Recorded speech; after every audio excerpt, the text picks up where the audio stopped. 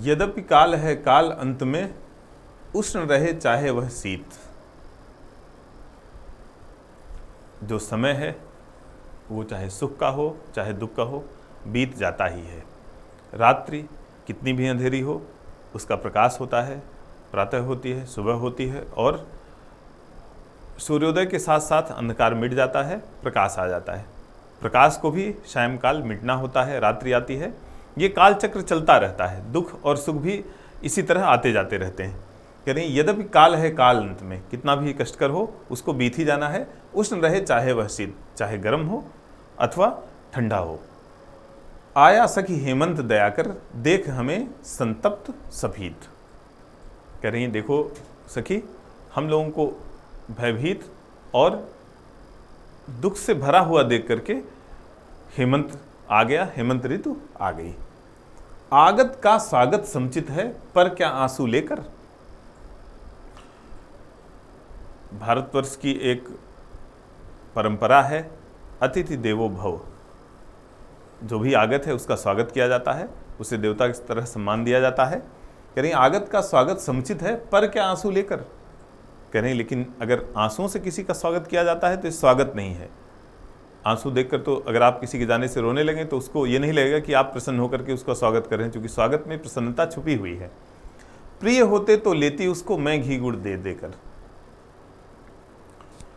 करें कि अगर मेरे प्रिय होते, अगर मेरे प्रीतम होते, अगर मेरे पति यहाँ होते तो मैं इन आंसुओं से नहीं बल्कि घी गुड़ देने का मतलब, घी गुड़ से स्वागत करने का मतलब पूरे हृदय से स्वागत करना।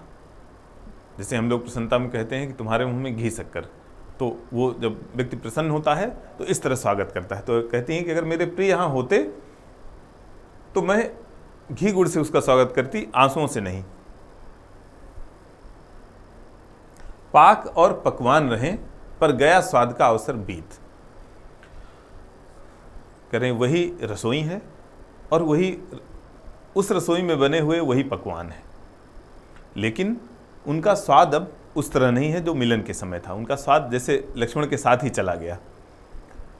गया स्वाद का अवसर बीत, अब वो अवसर नहीं रहा कि उनमें स्वाद लिया जा सके, एक टेस्ट ढूंढा जा सके। आया सखी हेमंत दयाकर, देख हमें संतप्त सभीत। कर रही हैं देखो हेमंत ऋतु आ गई, हमें दुखी और परेशान देख करके। हे ऋतुवर क्षमा कर मुझको, देख दैन्य यह मेरा। कह रही हे ऋतुपति, ऋतु श्रेष्ठ, ऋतुपति तो वसंत को कहा जाता है। हे ऋतु श्रेष्ठ क्षमा करो मुझे, देख दैन्य यह मेरा। ये मेरी दीनता देख करके, ये मेरी परेशानी देख करके आप मुझे क्षमा कर दो, क्योंकि मैं आपका उस प्रकार से स्वागत नहीं कर पा रही जिस तरह से करना चाहिए, और मैं जानती हूँ कि मुझे स्वागत किस तरह से करना चाहिए। लेकिन चूंकि मेरी नेत्रों में अश्रु भरे हुए हैं, तो मैं अगर आपके सामने भी आ रही हूँ तो आपको मुझे क्षमा कर देना चाहिए, क्योंकि मैं वियोगिनी हूँ, मैं विरह में हूँ। करता यह प्रतिवर्ष यहाँ तो फिर अपना फेरा। करें कि आप तो इसी तरह बार बार प्रतिवर्ष अपना फेरा इसी तरह करते रहिएगा, करते रहते हैं। ब्याज सहित ऋण भर दूंगी मैं, आने दे उनको हे मीत।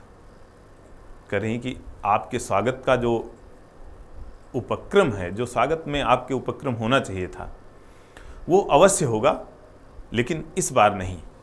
तब जब मेरे प्रीतम होंगे, और मैं यह आपको वचन देती हूँ, एक तरह से वो वादा कर रही हैं कि जब अगली बार तुम आओगे, कब, जब मेरे प्रिय, मेरे पति, मेरे प्रीतम यहाँ पर होंगे, तो आपका जो ये ऋण है, जो मैं आज आपका स्वागत नहीं कर पा रही हूँ, उसे मैं एक ऋण के रूप में स्वीकार कर रही हूँ। और जब आप प्रीतम के साथ में होंगी और तब आएंगे, तो मैं इसे ब्याज के साथ वापस करूँगी। ये भी एक मुहावरा है जो हम लोग कहते हैं किसी को, कि ब्याज के साथ देने का मतलब बढ़ा करके।